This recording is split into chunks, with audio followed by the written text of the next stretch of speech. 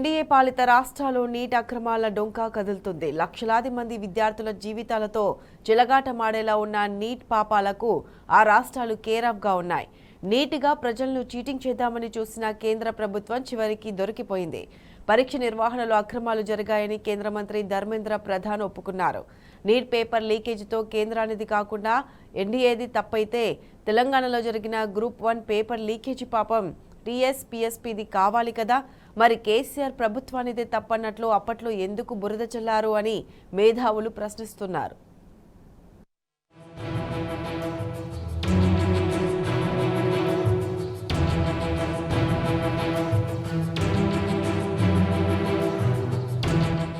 దేశవ్యాప్తంగా MBBS, BDS తదితర medical కోర్సుల్లో ప్రవేశాలకు నిర్వహించిన నీట్ యూజీ పరీక్ష నిర్వహణలో అవకతవకలు, ఫలితాల వెల్లడిలో జరిగిన అక్రమాలు ఒక్కటొక్కటిగా వెలుగు చూస్తున్నాయి. నీట్లో ఎలాంటి అక్రమాలు జరగలేదని వాదించిన కేంద్ర విద్యాశాఖ మంత్రి ధర్మేంద్ర ప్రధాన్ అక్రమాలు జరిగిన మాట నిజమేనని తాజాగా ఒప్పుకున్నారు. నీట్ అక్రమాలు గుజరాత్, బీహార్లో వెలుగు చూడడం, అక్కడ ఎన్డీఏ కూటమి ప్రభుత్వాలే అధికారంలో ఉండడం రాజకీయంగానూ చర్చనీయాంశమైంది.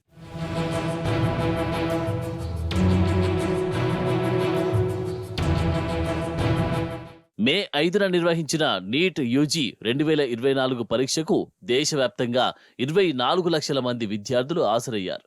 పరీక్ష నిర్వహణ, ఫలితాల వెల్లడి, ర్యాంకుల ప్రకటన విషయంలో నేషనల్ టెస్టింగ్ ఏజెన్సీ వ్యవహరించిన తీరు తొలి నుంచి అనుమానాస్పదంగానే ఉంది. 2019 నుంచి ఎన్నడూ లేని విధంగా ఈసారి ఏకంగా 67 మందికి 720కి గాను 720 మార్కులు రావడం అక్రమాలు జరిగాయన్న అనుమానాలకు తొలి బీజాన్ని వేసింది. ఎందుకంటే 2023లో నిర్వహించిన నీట్లో ఇద్దరికి మాత్రమే 720 మార్కులు వచ్చాయి. 2022లో ఒకరికే వచ్చాయి. 2021లో ముగ్గురికి, 2020, 2019లో ఒక్కరు చొప్పున 720 మార్కులు సాధించారు. కానీ ఈసారి అసాధారణ రీతిలో 67 మంది టాపర్లుగా నిలిచారు. నీట్ వంటి అత్యున్నత స్థాయి పరీక్షలో ఇంతమందికి ర్యాంకులు రావడం అసాధారణం.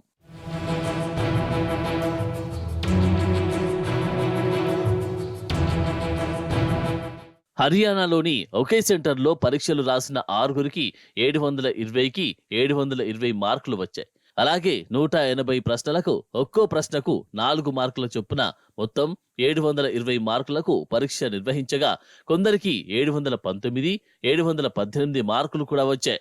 +4, -1 విధానంలో నిర్వహించే నీట్ ఎగ్జామ్లో ఇది అసాధ్యం. దీంతో అక్రమాలు జరిగాయన్న అనుమానాలు మరింత బలపడ్డాయి.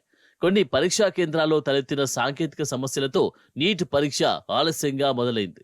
దీంతో 1563 మంది విద్యార్థులకు గ్రేస్ మార్కులు కల్పినట్టు ఎన్టీఏ వెల్లడించింది. గ్రేస్ మార్కులు కల్పిన వారిలో కొందరు టాపర్లు కూడా ఉన్నారు. అయితే ఏ ప్రాతిపదికన ఈ మార్కులు కలిపారు, దీనికోసం ఏ నిబంధనలు పాటించారు అని ఎన్టీఏను పలువురు ప్రశ్నించారు. వివాదం సుప్రీంకోర్టుకు చేరింది. దీంతో వెనక్కి తగ్గిన ఎన్టీఏ తిరిగి ఆ అభ్యర్థులకు పరీక్ష నిర్వహిస్తామని తేలిగ్గా చెప్పింది. తొలుత జూన్ 14న ఫలితాలు ప్రకటిస్తామన్న ఎన్టీఏ 10 రోజుల ముందు అంటే జూన్ 4న రిజల్ట్స్ విడుదల చేసింది. అదే రోజు లోక్సభ ఎన్నికల ఫలితాలు రావడం గమనార్హం. అవకతవకలపై నుంచి దృష్టి మళ్లించడానికి ఎన్టీఏ ఇలా చేసిందన్న ఆరోపణలున్నాయి.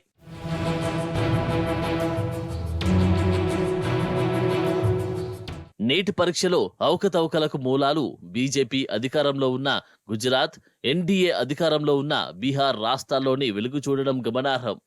గుజరాత్లోని పంచమహా జిల్లా గోధ్రా పట్టణంలోని ఓ సెంటర్లో ఖాళీ ఓ ఎంఆర్ షీట్లను ఇచ్చి వెళ్లామని లక్షిత విద్యార్థులకు కొందరు టీచర్లు సూచించినట్టు పోలీసుల దర్యాప్తులో తేలింది. ఇలా 27 మంది విద్యార్థులతో వీరికి 10 లక్షల చొప్పున బేరం కుదిరినట్టు సమాచారం.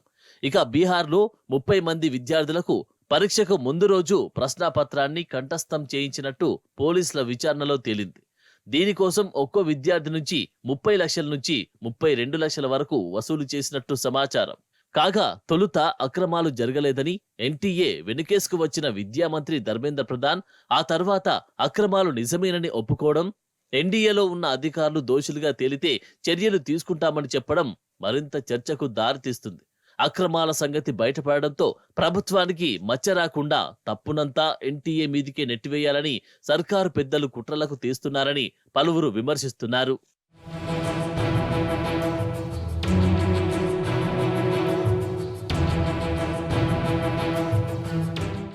మరోవైపు ఏడాది కిందట కొందరు తెలంగాణ రాష్ట్ర పబ్లిక్ సర్వీస్ కమిషన్ ఉద్యోగుల నిర్వాకంతో గ్రూప్ 1 పరీక్షా పత్రం లీక్ అయింది.